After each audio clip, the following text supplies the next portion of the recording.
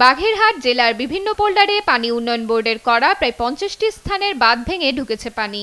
রিমালের আঘাতে ক্ষতিগ্রস্ত হয়েছে শরণখোলা, মোরেলগঞ্জ ও বাগেরহাট সদরের বিভিন্ন এলাকার 12 কিলোমিটার বেড়িবাঁধ।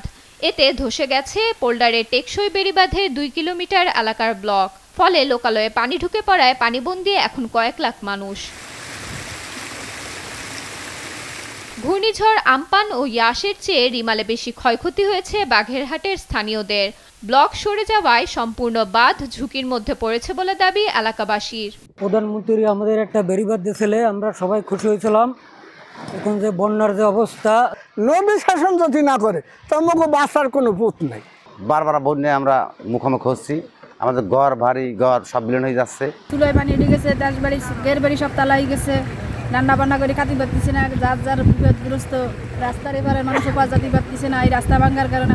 বিশ্ব ব্যাংকের অর্থায়নে করা বাঁধ নির্মাণে ত্রুটি থাকায় ব্লক ধসের ঘটনা ঘটেছে বলে জানান স্থানীয় সংসদ সদস্য। আমাদের নির্মাণ ঠিকাদারদের ত্রুটি থাকতে পারে। আমাদের চাইনিজরা এখানে যে প্রকল্পটি করেছে সেখানে আমরা দেখেছি যে তারা যে ব্লক দিয়েছে তার নিচে তারা বালু ব্যবহার করেছে এবং এই পানির স্রোতে বালু সরে গেছে, ব্লকগুলো উঠে গেছে। সেখানে যদি তারা মাটি ব্যবহার করত তাহলে ভালো হতো, সেটা তারা করে নাই।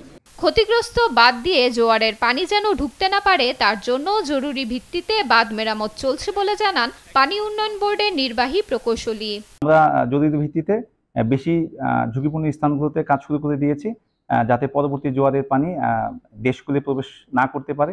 এছাড়া আপনারা জানেন যে শরণখোলায় 35/1 পোল্ডার বিশ্ব ব্যাংকের অর্থায়নে যে টেকসই বেড়িবাঁধটি করা হয়েছিল, এর প্রায় 2 কিলোমিটার অংশ বিভিন্ন স্থানে ব্লক ধসে গিয়েছে। এটা এই ক্ষতিগ্রস্ত অংশটুকু আমরা মেরামত করার জন্য আমরা একটা প্ল্যান প্রস্তুত করছি। সঠিক পদ্ধতি অনুসরণ করে যথাযথ নদী শাসনের মাধ্যমে বাঁধ নির্মাণের দাবি স্থানীয়দের। নিউজ ডেস্ক, দেশ টিভি।